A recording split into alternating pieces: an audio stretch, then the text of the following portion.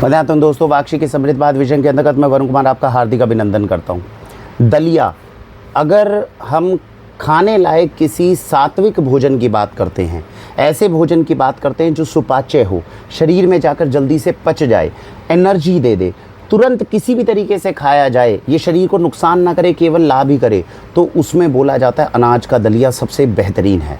अनाज का दलिया इतनी बेहतरीन चीज़ है कि आपको पाचन संबंधित कोई भी समस्या हो, दलिया उसके अंदर सूट करेगा ही करेगा। कोई व्यक्ति अगर बीमार है तब भी उसको सुपाच्य, वो आसानी से पचा लेगा इसको। अगर कोई व्यक्ति जो है वो छोटा है, बच्चा है, वो इसको आसानी से पचा लेगा। कोई बूढ़ा है जो खाने को चबा नहीं सकता, दांत नहीं है, उसके लिए दलिया सबसे बेहतरीन है। तो आज की इस वीडियो में जानेंगे कितनी तरह के दलिया हैं जो अभी हमारे देश में अवेलेबल हैं। किसी भी ऑर्गेनिक स्टोर में आप जाते हैं, कितनी तरह के दलिया आपको मिल सकते हैं, और इस दलिया और खिचड़ी को अपने जीवन का, अपने जो भोजन प्रणाली है उसका एक हिस्सा ज़रूर बनाएं। मैं आज हर भारतीय घर से ये निवेदन करूंगा, हफ्ते के अंदर कम से कम 1 बार 2 बार हमारे घर में दलिया और खिचड़ी ज़रूर बने। ये हमारी भारतीय संस्कृति का एक हिस्सा थी जिसको हम धीरे धीरे गंवाते जा रहे हैं।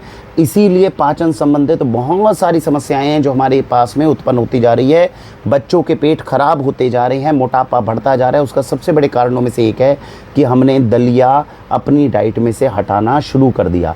ये बोलना शुरू कर दिया, अरे दलिया तो बीमार लोग खाते हैं। दलिया आपके पाचन तंत्र को अच्छा करता है। खासकर वो लोग जिनको पाचन तंत्र से संबंधित समस्या है, मोटापा ज़्यादा है, उनको किसी तरह की डायबिटीज़, बीपी ऐसी कोई समस्या है, उनके लिए तो रात में दलिया खाकर सोना तो सबसे बेहतरीन चीज़ है। दलिया खाओ, आधे पौने घंटे के बाद सो जाओ तो सबसे बढ़िया। जानते हैं कितनी तरह के दलिया हमारे देश में अवेलेबल हैं ऑर्गेनिक स्टोर में। सबसे पहले जो सबसे ज़्यादा आप खरीदते हैं वो क्या है? गेहूँ का दलिया।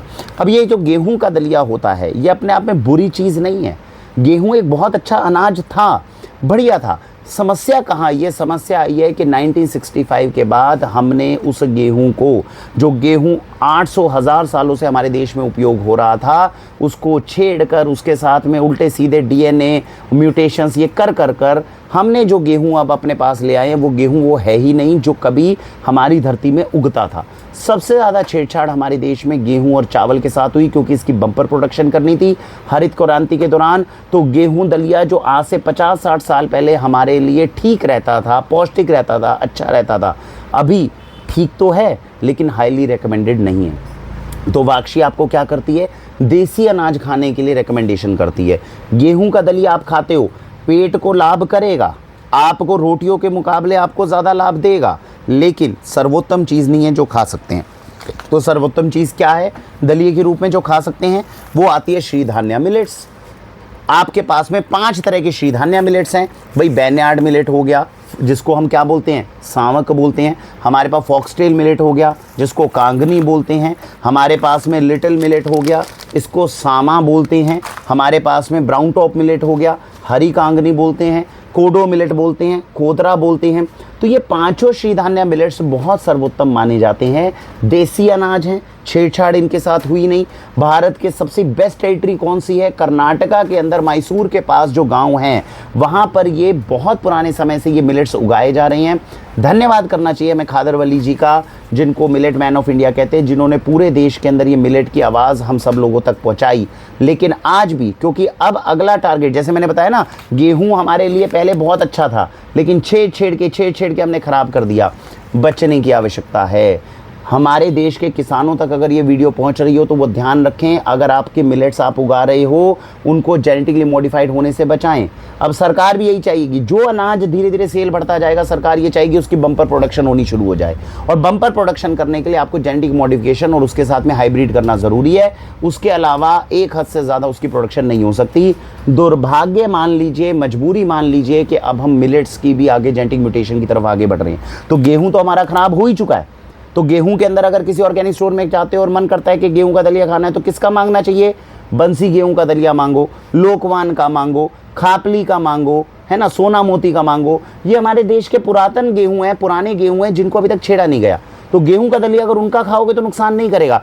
ये नुकसान करेगा। ऐसे ही अभी तक अगर कर्नाटका के पास की मैसूर बेल्ट से आप अगर मिलेट्स को मंगवा रहे हो तो ये आपको अभी भी देसी अनाज मिलेंगे, क्योंकि वो पूरी बेल्ट जो है वो जागरूक हो चुकी है। किसान वो अपने बेल्ट के जो मिलेट्स हैं उनको छेड़खानी करने से बचाएंगे, रोकेंगे। बाकी पूरे देश के अंदर जेनेटिक म्यूटेशन के साथ में मिलेट्स आने शुरू हो गए, जो धीरे धीरे आपको सस्ते तो मिल जाएंगे लेकिन शरीर को नुकसान पहुंचा सकते हैं, आगे जाके उनका नाम भी खराब हो सकता है।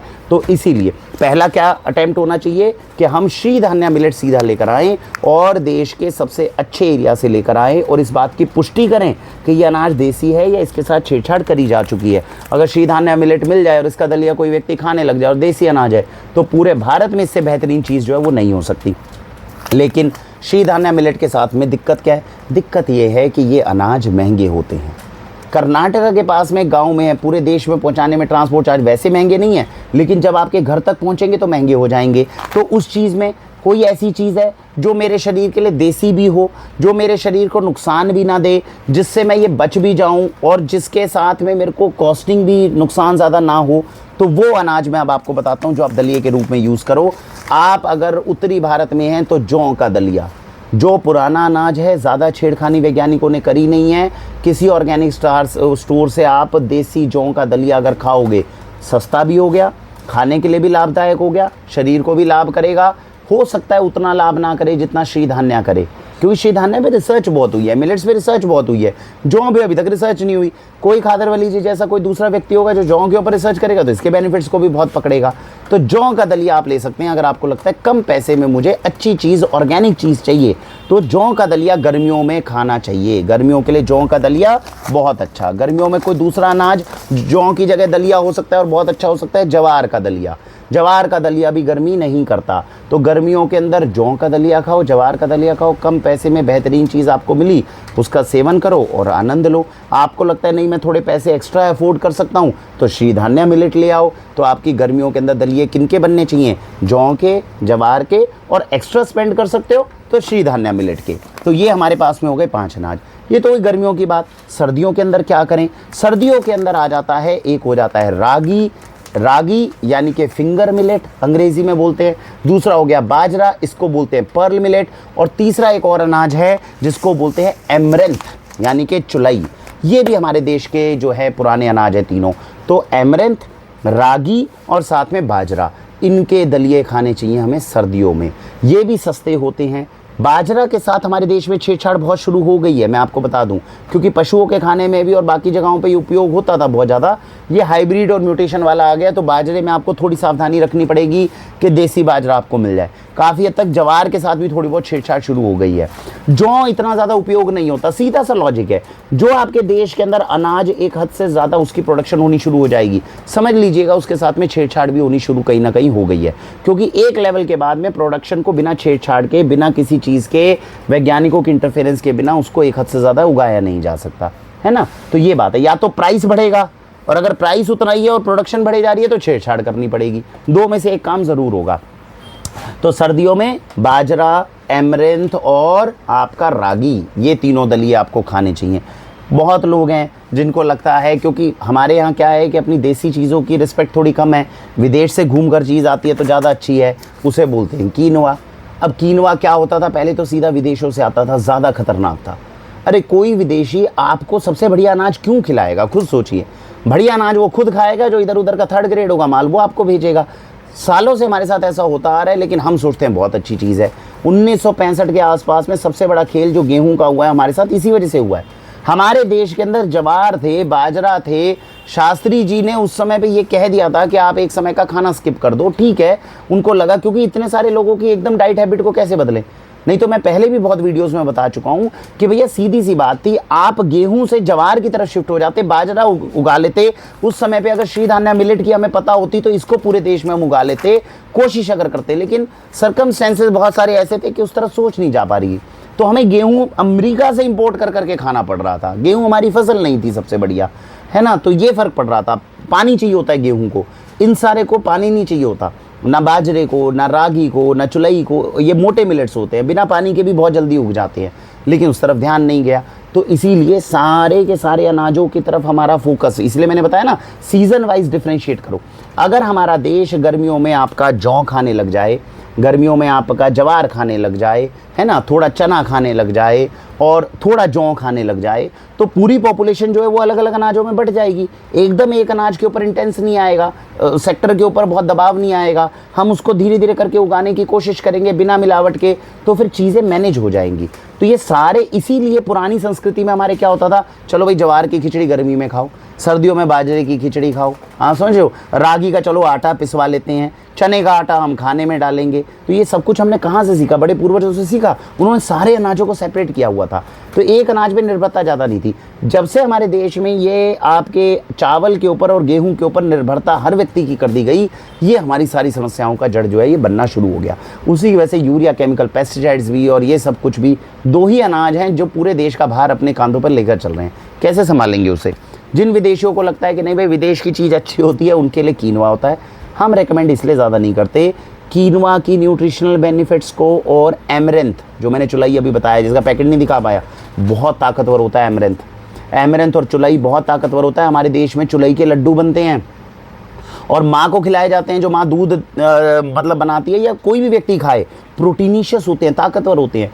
अपने एमरेंथ और चुलाई की हमने कदर नहीं करी, बाजार से विदेशों से कीनवा लाकर, वही बात है कि जिसकी प्रमोशन, और मैंने बताया ना मिलेट्स इस समय पे वो पे है, मिलेट ईयर ऑफ इंडिया बन गया, अब वो छा रहे हैं तो कीमतें भी बढ़ी हुई हैं और सब जगह पे चल रही हैं, नहीं तो कोई किसी समय पूछ भी नहीं रहा था।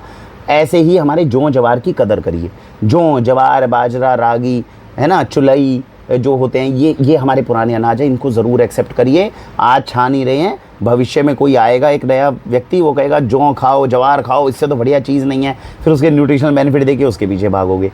तो सीज़न अनुसार थोड़ा थोड़ा बाँट कर हर चीज़ का सेवन करना चाहिए, ये हमारी संस्कृति है। इस तरीके से करेंगे तो हम अपने देश को भी बचाएंगे, अपनी सेहत को भी बचाएंगे। विदेशी कीनवा जो है, हालांकि अब बहुत सारी ऑर्गेनिक कंपनियां जिन्होंने कीनवा का बीज एक बार ले लिया विदेश से, तो अपने यहाँ बार बार प्रोडक्शन कर रहे हैं।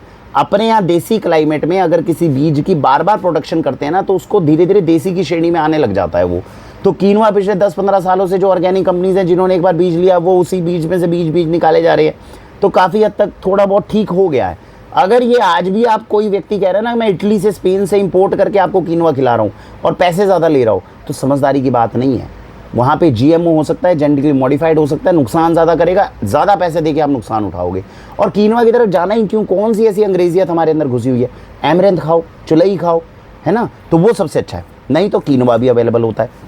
तो इस वीडियो के अंदर मैंने आपको बताया अलग अलग तरीके के दलिया जो हमारे पास अवेलेबल होते हैं। ऑर्गेनिक स्टोर्स में ज़रूर जाइए। पहली बात, अपनी ईटिंग हैबिट के अंदर दलिया को इंक्लूड करिए। दलिया क्या है? मैं कहता हूँ वैसे तो देखो सबसे अच्छा तरीका क्या है, जब मैं हॉस्टल में रहा करता था तब मैं उसका टाइम बता रहा हूँ, दलिया सबसे बेहतरीन चीज़ होती है स्टूडेंट्स के खाने के लिए, बड़ी आसानी से बनता है। एक आपने अगर मैं बता रहा हूँ कि जब मैं करता था, क्योंकि लड़कों को तो आदत भी नहीं होती है, मेरे यहाँ एक छोटा सा गैस बर्नर होता था, उसमें सॉस पैन है, उसके अंदर क्या करता था, एक मुट्ठी दलिया डाला, 1 गिलास पानी डाला, 1-2 गिलास, और उसके ऊपर प्लेट रखी, और आलसी भी बहुत थे हम, तो उसके नीचे गैस जला दी। अब वो आराम से 15-20 मिनट 25 मिनट पकता जा रहा है, ऊपर से प्लेट ढक दी, पक कर वो दलिया तैयार हो गया। थोड़ा सा नमक डालो, बाज़ार से उस समय पे दाल या सब्जी ले आता था, सब्जी डाली और दलिया के साथ घोली और खा ली। अब वो कैसी भी चीज़ बनी है, लेकिन मैं बता दूं ये शरीर के लिए अत्यंत लाभकारी है, अत्यंत लाभकारी है। तो जितने स्टूडेंट्स हैं, जब आपके बच्चे हैं वो कहीं बाहर पढ़ने जाते हैं, कहीं कुछ जाते हैं, दलिए का डब्बा भेज दो, गैस उनके पास होगी, कह दे बेटा 1 मुट्ठी डाल, पानी डाल, नमक डाल, बन गया। सब्जी दाल टेस्ट के लिए बाहर से ले आ और मिक्स कर ले। और वो चीज़ अगर बच्चे पूरा दिन भी खाते हैं, अलग अलग सब्जियां डालोगे, दलिए का तो अपना टेस्ट नहीं है, जो सब्जी डालोगे, जो राजमा डालोगे, जो दाल डालोगे, उसका टेस्ट आएगा। और दलिए के साथ घोला और पी गए, सबसे बढ़िया डाइट है बच्चों के लिए। बच्चे रोटियों के लिए बाज़ार में परेशान होते रहते हैं, केमिकल खा रहे हैं, गंदा पनीर खा रहे हैं, सब चीज़ों से बच जाओगे अगर इस तरफ आ जाओगे। तो दलिया जो है बहुत बेहतरीन डाइट में से एक है। सिखाइए, घर में बच्चों को खाने की आदत डालिए। अपने देश के देसी अनाज जिनके साथ छेड़छाड़ ना हुई हो, ऐसे अनाजों को हर हफ्ते में 1-2 दिन दलिए को बनाइए। दाल डाल दोगे उसके अंदर, खिचड़ी बन जाएगी। दाल नहीं डालोगे, वैसे बनाओगे, दलिया बन जाएगा। दूध के साथ डालोगे, मीठा दलिया बन जाएगा। दूध नहीं डालोगे, नमक डाल के वो मसाले डालोगे तो नमकीन दलिया बन जाएगा। इतनी सारी चीज़ें पूरी दुनिया में केवल भारत की धरोहर। और अपनी संस्कृति को बचाने के लिए दलिया हमारी महत्वपूर्ण डाइट में से एक है। यूज़ करिए इसको, यह आपके लिए अत्यंत लाभकारी सिद्ध होगा। इसी के साथ भारत वंदे मातरम।